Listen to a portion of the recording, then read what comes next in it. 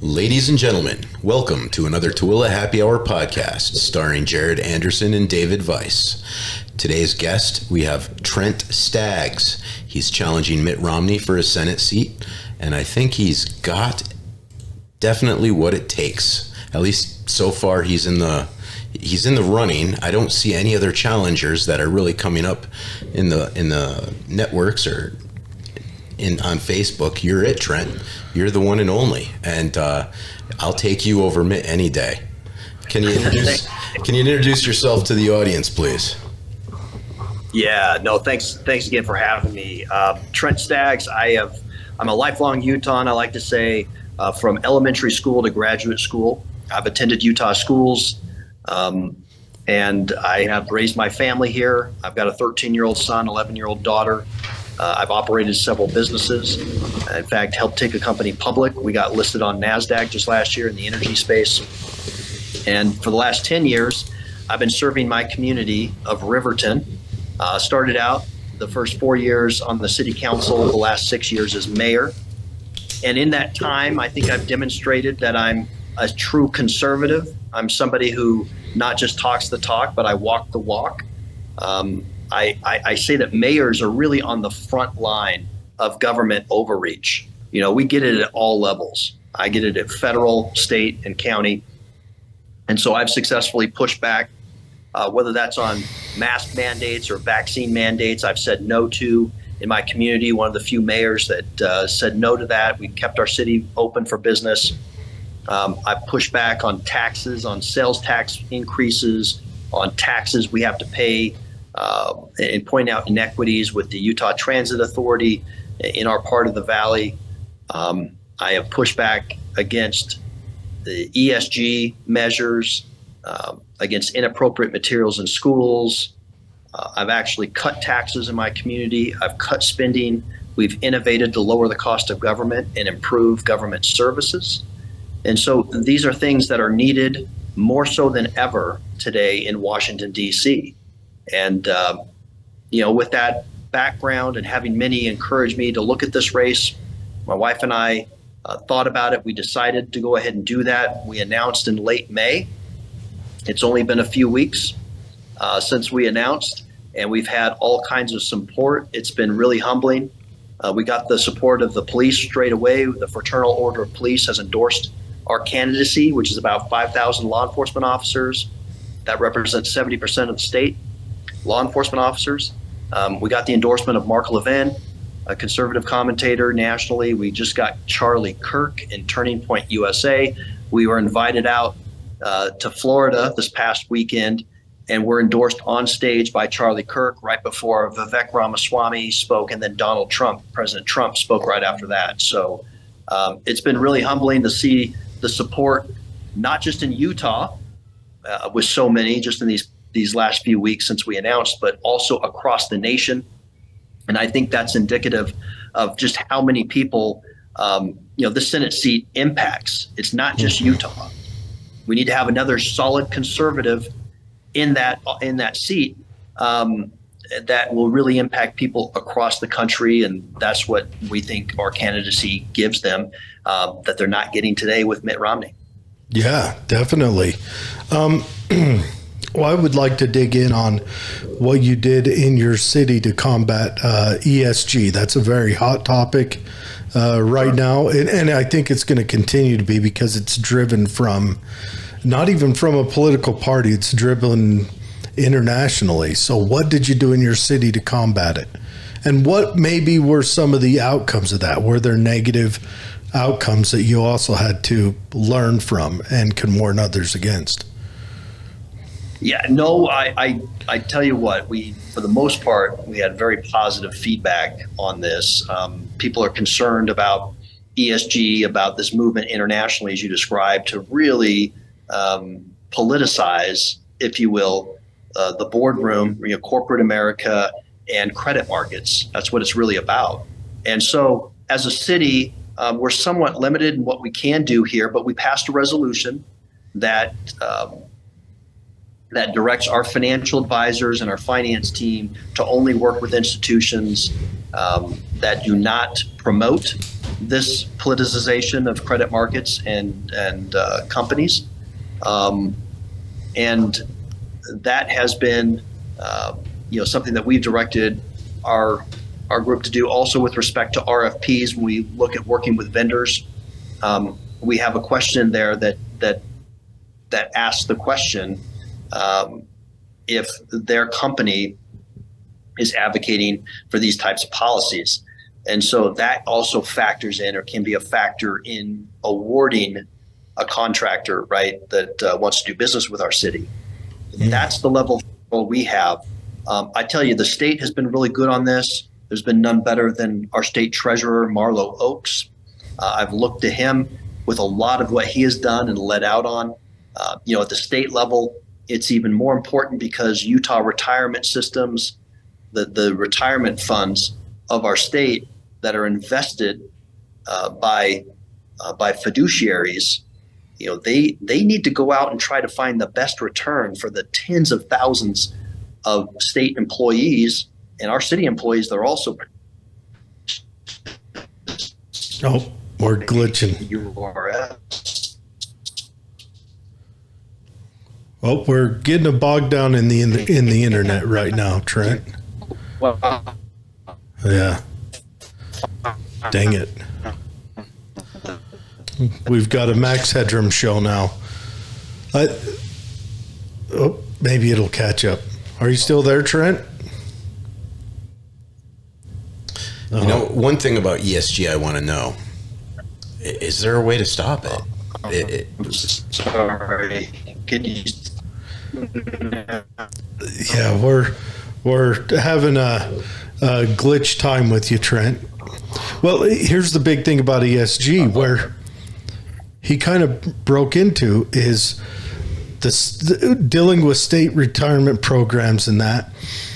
And the state wants to go out and seek I'm still here. There you go. Are you back? Yeah. Maybe. You may have to run outside or something. I wonder if it's his internet or ours. I don't know. I can bump over and see what ours is looking like. Yeah, it looks like it's his. Oh yeah, ours is still doing fine. But until he comes back on, we'll just kind of free roll it. So the ESG, where you've got like BlackRock and Vanguard are tied together, and Vanguard's a big 401k provider, which I think we need to get corporations on board with saying to Vanguard, we will look elsewhere. Well, it's even in the college institutions now. I looked at Texas University for a class the other day, and I found a class on ESG, and it's worth credits. So this is ingrained in our society. It's been now. there. That's kind of where it kicked off. Mm-hmm. I mean, it kicked off with this. It is the ugly step sibling of the woke movement, and and I feel, here's what I fear. I fear the left party people are jumping in on this because it kind of supports their hopes and desires, strengthening government, holding people to account, all the things that people who are in control have. Are you back? Yeah, I don't know if you can hear me now or yes. not, but I'm going to try to jump on from my computer because let me jump on there. Oh, okay. All right. We got you on your computer. Go ahead and log off of your other device. Yeah. All right. He's coming right back. Okay. We've got that. Sorry about that. That I was trying to access from my phone, but no, I heard everything you just said about ESG, and I agree wholeheartedly. Yeah, and so I wanted to dig in more on that. Is the city tied in with the state as far as finding the retirement programs? Or can cities... Go ahead. No, yeah, our city and all municipalities, I believe, are tied in to Utah retirement system. From our city employees to our police department, that's all governed by the state.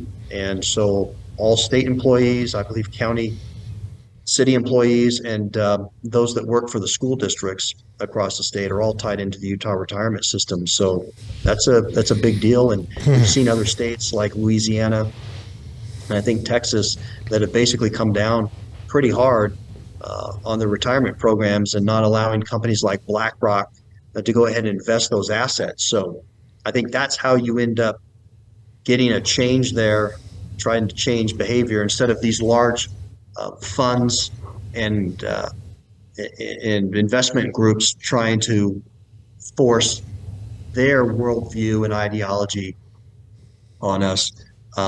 We just have to say, look, we're not playing this game anymore. We're going to only invest with people and put our billions and billions of dollars of state, retirement assets with others that are going to truly be fiduciaries and look out for the best interests of our state employees seeking the highest return, right? And that's what Marlo Oaks, I think, has done so brilliantly, and he's outlined in many of his papers in calling out, challenging the federal government, challenging the credit agencies. I mean, this is absurd. Our city of Riverton has a AAA credit score, and many of the rating agencies like Fitch, S&P, Moody's, those top three, they are now taking into account a social credit scoring component, which I think is absolutely ridiculous. What does our environmental score in the city of Riverton, what does it have to do with us being able to pay our bills and pay back our bonds? It's absolutely absurd. But these are the things that aren't just coming, they're already here.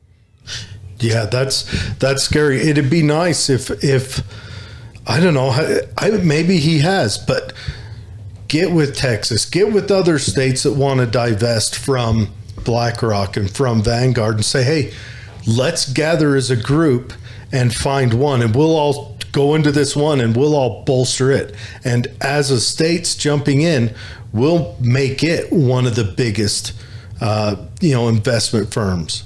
We'll make it rich. I know in the past we've done projects where banks are too big to fail, and we've supported them. But now that these companies like BlackRock and Vanguard are trying to, how do I put this sensitively? They're trying to mess with our kids and our way of life. Maybe they're too big to exist. Is it possible as a Republican Party to nationalize them and liquidate them into our debt? Would you even consider something like that? Would that be like too off the wall to use as a weapon against this kind of attack on us? Look, I'm a proponent of the free market. I think that's the genius of this country. We were founded on, the principles that the revolutionary ideal at the time was that we have inalienable rights. We can self-govern. We get those rights from our creator and not from government, not from the generosity of the state. Sadly, what we've seen over the last several decades, and it's even accelerated under this administration, unfortunately, the Biden administration, is that there's a push to have government control everything. And so I think we need to return to those free market principles. You have other organizations that are out there. We have antitrust provisions, and maybe they need to be more readily enforced against organizations like BlackRock, for crying out loud, that has trillions and trillions in assets. But there are groups like these new financial organizations that are existing that are concerned more about return than they are any of the ESG garbage. And I know Vivek Ramaswamy, who's running for president, right? He had created something like that, and it's getting all kinds of traction. That states and other agencies and retirement accounts that are looking for just give me good returns. Forget about all the politicization and ideology you're wanting to force on companies before you'll invest in them. None of that. We're just looking at the financial return and what's best for our country. And so I'm glad the state of Utah has taken action there. They passed a Senate concurrent resolution this past session that really reinforces a lot of what our state treasurer was saying and going that direction. Yeah, Marlo Oaks is he's definitely been doing I guess you could say the Lord's work over the last few years, digging into this, and I think he's been building a nice bulwark against international threats to the state's sovereignty. Yeah, that's something we have to look out for. I mean, that's what states should be doing. They should be pushing back on federal overreach. I've attempted to do that from my platform as a mayor. That's something I would definitely do as a U.S. Senator. If you go to TrentStaggs.com, my three main principles are smaller government, safer families, and a stronger economy. Yeah, so, we've got your website pulled up and it's in the show notes. So for anyone who can't remember that, just go right to the show notes. You just got to click the hyperlink. But yeah, and it's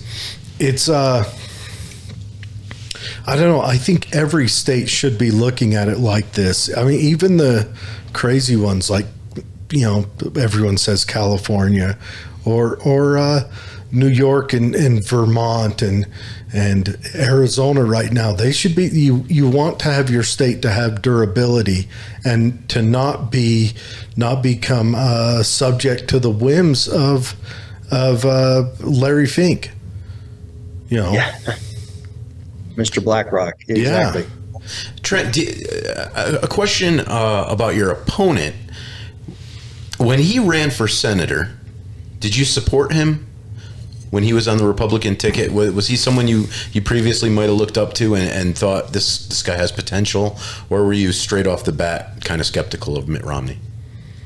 No, I did. I supported him in his 2012 presidential run. When he came here to Utah and just moved into the state, I was a little leery of supporting that candidacy because he really it didn't seem natural to me, and that it was there with the best of intentions. I think it was something more of a vanity play for him, and so I was much more leery in the 2018 race, and that's one thing that we've called out, and why I'm running. A big reason why I'm running, because 5 years ago, he had a campaign ad, and we put this in my launch video. I have a 90-second launch video we put on Twitter, got 1 million views, and it's called Fight For. And in that 30-second ad, Mitt Romney says, if you elect me as your senator, I will fight for Utah every day. I'll fight to put us on a path to a balanced budget. I will end illegal immigration, he claimed. I'll stop federal spending and overreach, and I'll support conservative justices. Well, we know he hasn't done those things. He's actually fought against them. Ketanji Brown Jackson, who can't define what a woman is. She's got a horrible record in just the short time she's been an Associate Justice of the Supreme Court. He's done nothing to end illegal immigration. In fact, he wouldn't support President Trump's border wall in the first couple of years of his first term here in the Senate. He supported Mayorkas, the disaster of a Homeland Secretary, Mayorkas, for crying out loud. And then he hasn't been serious at all about spending. I mean, he votes for trillions more in omnibus and other spending. That's the source of the inflation we have today. He hasn't helped put us on a pathway to a balanced budget. In fact, he fought against, or he wouldn't put his name to the letter just in May, just the other month. Mike Lee puts together a letter, sends it to Biden, and says, as Republican senators, we're not going to raise the debt ceiling unless we get substantial spending cuts and budget reforms. 42 other Republicans signed that letter to include Mitch McConnell, and Mitt Romney won't put his name to the letter? For somebody who claims that he's very serious about a balanced budget, I mean, come on. Enough's enough. That's what I said. I wrote an op-ed. Enough is enough. Why I'm going to replace Mitt Romney. We believe he's polling low in the state. Our campaign has gotten all kinds of support. I mentioned some of the endorsements we've already received. And as we go across the state, we're hearing it more and more. People are excited about our candidacy and about the chance and the opportunity to put a true conservative in the Senate. Yeah, get an ally in there for Mike Lee. It seems like Mitt Romney is, well, I have to say it, he's the poster child of the Republican Party of the late 90s, early 2000s, and the Republican Party has moved beyond that. They have solidified their goals around getting our national finances in order, on controlling our immigration system, however you control it, just making it so that we're at least aware of what's going on with our borders. And, and he seems like he's the old Republicans you saw in the late 90s, the ones that did so well for us through the early 2000s. Yeah, I'm not going to argue that at all. He's definitely part of the establishment. He's the epitome, I think, of the establishment, kind of out of touch Republican. And that's validated as I'm going around the state from St. George to Logan. People are saying thank you again for having the courage to stand up, because even though we believe we'll beat him in the polling right now, that we are the conservative in the race, he has the establishment behind him. He's got money, and that's something that we'll need to contend with for sure. But yes, very much so. I think establishment, out of touch, pandering, says he'll do these things, hasn't done them. We know too that he votes with Biden 60% of the time. On Nate Silver's 538, it kind of tracks senators and their voting record. Joe Biden encouraged him to run back in 2018. Now I know why. And I tell folks, hey, look, they asked me, I was up on stage there at Action Summit with Turning Point and Charlie Kirk. And they asked, well, why are you running for U.S. Senate? And I said, because Massachusetts does not need a third senator. Yes, that's a fact. They don't need a third senator. Yes. We need somebody. Utah deserves another Mike Lee, right? That's we do, and that's what we need. And I think we need to show that. As such a conservative state, we need to provide leadership here and really offer a bold conservative Senate, or two senators that can represent our state and be a guide for the nation in trying to bring some sanity to DC with $32 trillion in debt, with layers and layers of regulation, this regulatory state which is out of control. Come on, let's rein this in. Yeah, I agree. So let's get off of politics for a second. So you served a mission in Tahiti, correct? I did. And I know. You learned to speak. What a horrible place. What a horrible place to go. The sacrifices you made for the church. But now it says you learned to speak Tahitian and French. Yes. So what are your thoughts as to what's going on in France right now? Oh boy, I tell you, they're experiencing their share of it too. There's this insidious ideology, this woke progressivism, that tries to really divide. People ask, well, how do you define wokeism? That's it. The goal is to divide. It's antithetical to the founding of this country. Our motto is E pluribus unum, out of many, one. And there's the left wants to divide, want to take one country and divide it into several that they can to create divisiveness. And ultimately, they do that by design because it's easier to control. I firmly believe that. People are more easily controlled when they're divisive. They try to just create hate. And that's what we're seeing as well in France with all of the recent happenings in Marseille, and it's just we need to be on guard for that and fight back on that here in this country. Yeah, I think France made a terrible mistake during their Great French Revolution of not leaning into. Now I'm going to say a word that means something different over here, but they didn't lean into liberalism. And they leaned into strongman, and the strongman took it away, and they had to invent a new machine so they could behead people quicker and more humanely. I mean, it's insane when you think about it. But whereas the United States, we had our revolution, but it was focused with a goal of the word at that time, liberalism or individualism, maybe libertine is a word you can use. And so that opened France up to when Larry Fink and Charles Schwab and all those guys decide to play with the politics and the economics of a country, France is wide open to it. And they played with the politics, and they just brought lots of people in, young fighting age men in groups, and put the same group in one city. They essentially built an opposing army in a city, just like the Romans did. Yeah. Well, speaking of French revolutions, where do you stand on capital punishment? Yeah, well, French revolutions. I look. I support capital punishment. I think that there are clear cases where that needs to be the end result. Unfortunately, I mean, there are. And it's more of a deterrent than I think it can act as a deterrent more than anything, right?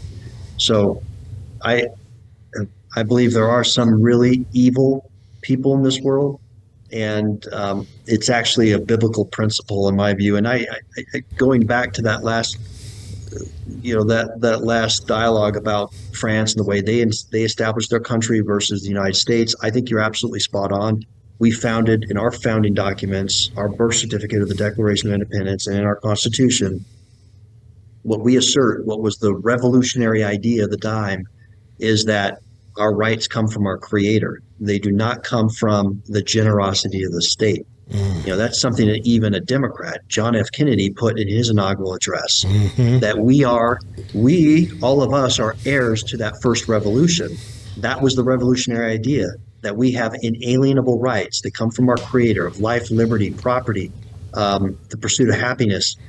And so if you start out a country like America with that mindset, that there is a God, that there's a Creator, we get our rights from the Creator and not from government. Governments are actually created and instituted to protect those inalienable rights. That's a different starting point altogether. If we're in a government where we believe we get those rights from the government, what the government can give, they can take away. Yep. And increasingly across the world, that's what we're seeing, and that's why you're seeing such a strong movement, in my opinion, to secularize, take religion completely and morality, whether you're religious or just a morality view, out of government altogether, because they don't want people to think that their rights are inalienable. No, they want them to be reliant and dependent on government, and that's a big, big problem. That's Karl Marx's playbook. You have to eliminate religion, so there's nothing higher than the state. Correct. That's exactly what the communists did. They did that. They had to play that out. So the state was the highest. And that is true. Our Constitution is very interesting. Our Constitution is an outline of what the government may do. This is your purview as a federal government or the national government, where other constitutions outline what the people may do, or they outline little things like that. And that's where our Constitution stands alone. That's why it's the oldest. That's why it's the strongest. It's the best there's ever been. Yep, the longest standing Constitution. You take a look at other countries, and I mean, France, for example, how many have they had? I can't remember the number. Yeah.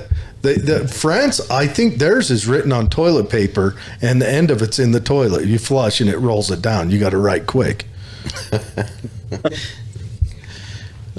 Yeah, France has been in chaos forever, and the only time they're not in chaos within themselves is when they have an outside enemy. That's the only time. Yeah, interesting. What about your opinion on the war in Ukraine currently? We're heavy, emptying out our ammo stocks over here, trying to keep them well supplied. And, I'm kind of concerned myself, but you're the one running for Senate, and I'm very curious to see where you stand. Yeah,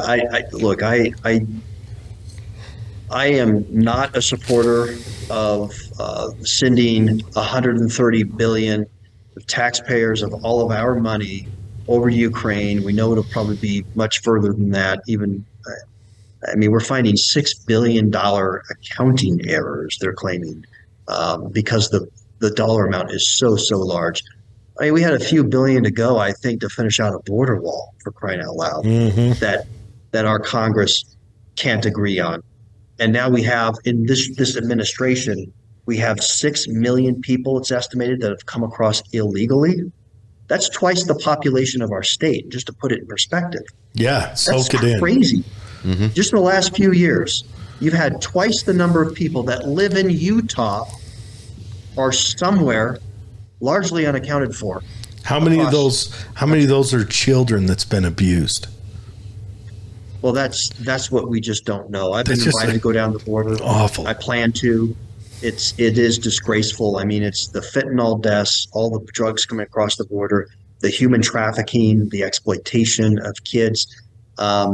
Look, you talk about morality again. We've got a moral obligation to enforce our laws, to enforce our border. And it's one of the few. They're supposed to have few and defined powers of the federal government, Article 1, Section 8, largely. This is one of them with respect to immigration, and they can't get it done. But to go back to your question, Dave, they would rather spend money in Ukraine to help a country that is not a neighbor of ours, that has a pretty checkered past, even recent past with respect to religious freedom and democracy that people like to talk about all the time with their leaders there. And you've got Europe that is literally their neighbors that are contributing next to nothing, I think 20 billion or less, compared to the 130 to some say as high as $170 billion that the U.S. taxpayers now sent over to help Ukraine. Ukraine needs to be able to stand on their own. Are there some American interests there? That's debatable. Bank of Joe Biden. Yeah. Sorry, I did that slip out. It's a rough cough. I hope that answers the question. Yeah, Ukraine is really it's just a quagmire, and we've seen ourselves get involved in far too many quagmires over the years. If you look at my website again, under one of the 9 issues is defense. I'm all about the strongest military. We have to have, the best Navy in the world to keep those sea lanes open. I'm worried about cybersecurity. I'm worried about EMP attacks. There's so much that we need to be doing here to ensure that we are strong. But having 750 bases across the world and having the U.S. taxpayer foot the bill for those isn't right. And that's one of the great things that President Trump was doing, is getting NATO to finally step up and take care of its obligations and really get the U.S. In a position where we're not carrying all the water here and all the expense. I like that. Yep. I like that. That is true. That is very true. And that, or I don't know. There is the argument that globalism happened because the United States built a navy that was capable to police the oceans. So that I agree with. We definitely need. Though our navy is now converting stronger into aircraft carrier groups versus the smaller destroyer and cruiser groups, which I don't know if that complicates our ability to police the oceans, but that's all, I don't know, smarter people than me are figuring that out. Yeah, and speaking of weapons, we have the opportunity in the future to possibly weaponize space. We have a lot of treaties that kind of prevent us from doing that. Do you think we should uphold those treaties and not weaponize space? How far militarily should we go to protect ourselves? And even if it is at the extent of treaties? Wow, that's a great question, and I'll be honest with you, not one that I've spent a lot of time contemplating. I know this goes back to even the '60s, in the space race and administrations where they didn't want to make space a new forum, right, for potential conflict and militarization. So, but we need to take a serious look at those. I mean, the Senate does have a role to play with respect to treaties, and in approving those, I just I'm very concerned about the level of engagement that we have on the world right now. You talk about treaties too. I'm all about free trade. I support free trade, but the rules have to be uniform. And what we're seeing right now today, for example, with China and them being granted most favored nation status, I think back in the 1990s, they're playing by a different set of rules. Yeah. And it's crazy. The intellectual property theft that goes on, the devaluing of their currency, the standards and practices that they abide by. We're not playing the same game. It's like we're starting a basketball game with all of our players having 4 fouls on them, and they get unlimited. It's just that can't go on. I agree. Yeah, I like the idea of free trade. I think we should, have free trade with countries that are playing by the rules. Free trade with countries that aren't devaluing their currency. No tax breaks for you to move. No tax breaks for you to produce stuff in another country. Because let alone just make it flat tax rate. We don't even have to punish them if they go over there. Just make it a flat tax rate, because they will stay here because we produce it better. But they went there because we gave them a tax break, so they could get it made cheaper there and also get a tax break for going there. So, okay, that's done. But I think we should do away with corporate tax altogether. Let some corporations come back here and foster growth. Yeah. Hey, I think there's a lot to that for sure. They say ultimately, corporations and businesses don't pay taxes. Nope. We do, right? Because it's all passed on. Yeah. So we need to definitely be competitive. Unfortunately, this administration and so many on the left want to just tax, and tax. And this is one of the issues on my website too, with respect to taxes. So many people, if you stop and think about it, the income tax was instituted back in 1913. Mm-hmm. And the first, what would be the equivalent of $91,000 today, that first $91,000 for a single filer was exempt. You paid no income tax under $91K. Yep. And the top marginal rate was 7%. You had to make $15 million, the equivalent of, in today's money, $15 million to even hit the highest 7% tax rate. What's happened in the last 110 years since the income tax was instituted in 1913? It's insane. Yeah. It's insane how much tax we pay, 25, 30% or more in taxes that the average American pays. I mean, we don't have a revenue problem. We don't. We have more revenue to the U.S. Treasury now than we've ever had. It's just the fact that the government has expanded its scope into so many areas where it shouldn't be that we have the problem that we do today. Yeah. It's time to draw the government back. Make government responsible for what it's supposed to do. It's killing us. Well, not only that, it's also intrusive with all the know your customer laws that we have to endure today to open up accounts, or if I want to send money to my wife's country in Brazil, I get a phone call a month later asking, why did you send that money to Brazil? It's a very intrusive economy now. Right now, you should just tell them I sent it there to support Lulu because Biden likes Lulu, and they'll be okay, good job.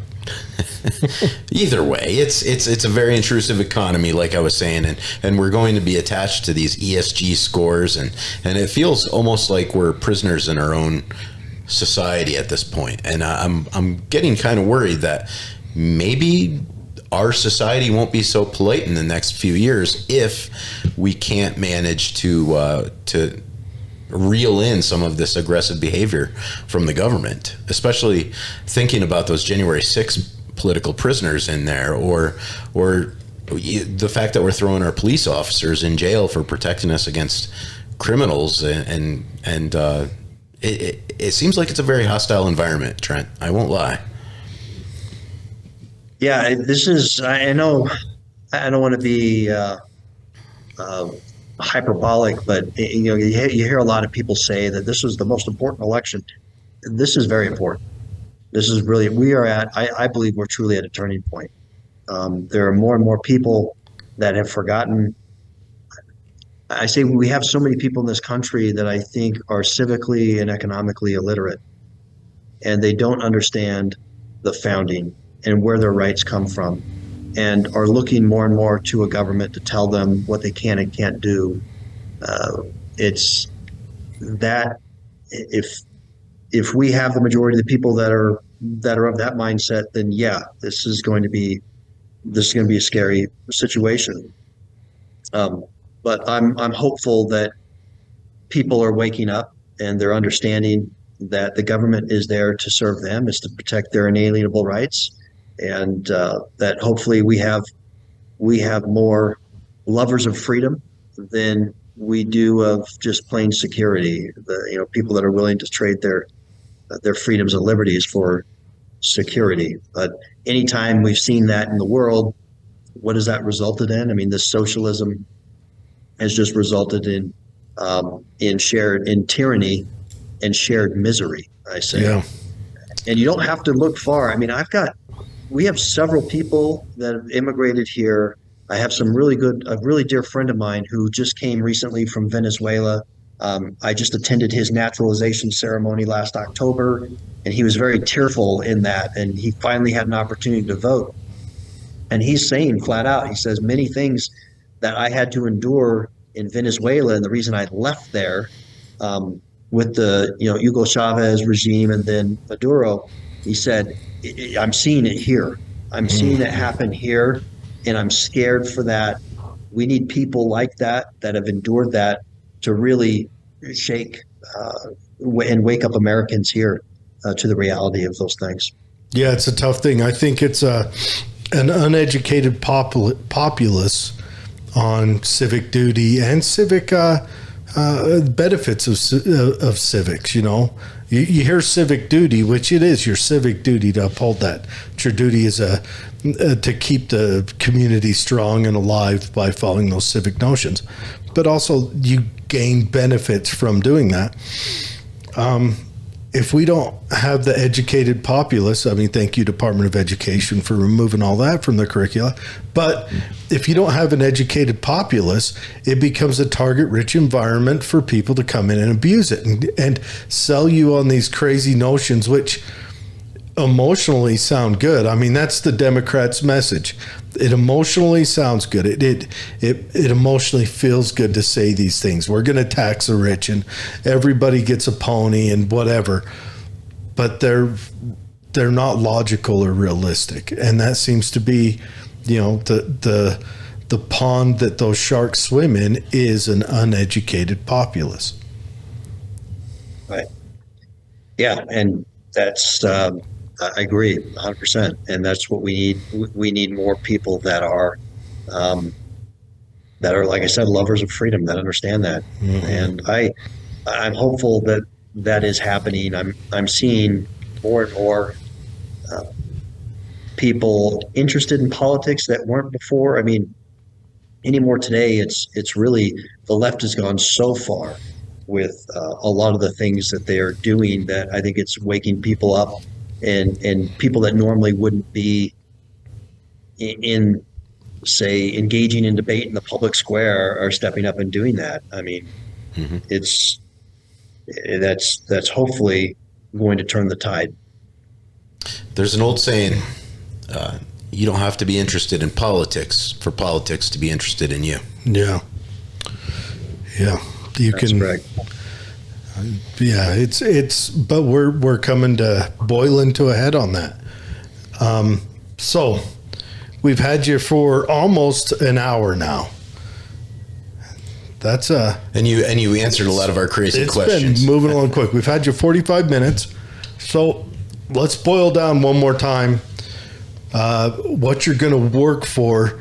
Now, you're challenging Mitt Romney, who is the establishment Republican boy. He's their tool. You're challenging him, but this new, dare say, kind of populist Republican Party does not like him. He's one of the least favorite political figures right now from the point of this new Republican Party that's been built up. So tell us what you're going to do to challenge him. What do you need the people to help you with? Is there any stops people can go watch you talk, meet with you, anything else, whatever message you want to get out? No, you're right. He is the establishment, the epitome of the establishment, and we're going to need to appeal to the people and ensure that they're the ones that are out there letting others know about me, about my campaign, and so that's what we hope to be able to do.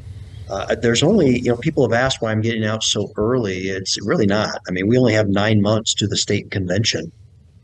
I mean, it's only 9 months out. Mm-hmm. And to be able to cover a state of this size, we need that. We need that time. So we will be across every county. We'll be putting that on our website and hope to have an event soon there in Tooele County where people can come and visit. And they can go to our website at trentstaggs.com. They can take a look at those things that I would champion if honored enough to be representing you as your senator. That smaller government, safer family, stronger economy, those things that I would focus on every single day. If that's consistent with your ideology, then I ask for your support. If people want to donate, we obviously would welcome that. These Senate races are very expensive, sadly. Mike Lee, I think there was about $10 million that he had to spend through his own funds that he raised, and also conservative political action committees that came to support him. And McMullen had about $7 or $8 million spent on his side. And so these races are multi-million-dollar races, but we're in it to win it. And like I said, we've been picking up quite a bit of endorsements, a lot of support. This coalition builds every single day. And so that's what we do. We'd ask for people to go to our website, contact me if they're wanting to help volunteer. We've had hundreds and hundreds of people go to trentstaggs.com as well. There's a form filled there if they want to try to help in some way. Get the word out to your neighbors. So volunteering, donating, getting the word out. These are all things that we can do, and we will win this race with the grassroots efforts for sure. That's what we will do. That's what we're working towards, because we are not an establishment candidate with unlimited financial resources. Yes. Good Ground message. roots. All right, everyone. That is TrentStaggs.com. Or you can put in Mayor Trent or Mayor Staggs. I looked at them. All of them go to the same place. You can find them all there. Right now, I'm going to hurry up and flash your website on our video feed. You won't see it on your end, but people watching will see it on theirs. But just to show it to them so they can see what they're looking at. But yeah, you go there. If you want to reach out, boil down on something else, maybe force him to convince you more, go to his website, find out more, reach out, send him a message. And then when he does when he does convince you that he's the right guy for the job, go and donate. Get on there, help him out. There's contact information. He's very accessible all over his website. And read on the issues, dig into it. The message is a good one. It's I know he says it's a conservative message, but I'd say it's more of a traditional American message, a message that we want to see boiled out of the United States, where we believe in these ideas of liberty, of individualism, and the state is there to protect your pursuit thereof. Yes. Thank you, Trent. Yes, thank you very much. Yeah, sorry to go on my pulpit at the end there. I love it. I'll just say amen. Thank you. I appreciate being on and giving me the platform here that you have to speak directly to your audience. So thank you. Anytime. Just if you need to get a message out, just reach out to us. If you're coming out to Tooele or the Tooele County by chance, just shoot us a message. Let us know. We'll advertise it and we'll stump for you and everything else. I'm excited to see where this goes. Thank you so much. No, we will take you up on that for sure. Good. All right, everyone, that's Trent Staggs. Go to his website. It's, again, TrentStaggs.com, all one word, TrentStaggs.com. Also, there'll be a hot link in the show notes if you guys need help finding it. Thanks again for coming on. We wish you the best of luck. Before we let you go, I just want to make sure that we didn't have any comments roll in. No one commented. Everyone just watched patiently. I guess you covered everything for them. There's a first for everything. Yeah. But all right. Thanks, Trent. And thank you. Have a wonderful night. Good luck in the race. And we look forward to meeting you in person. Thank you both. Yes. All right. Bye.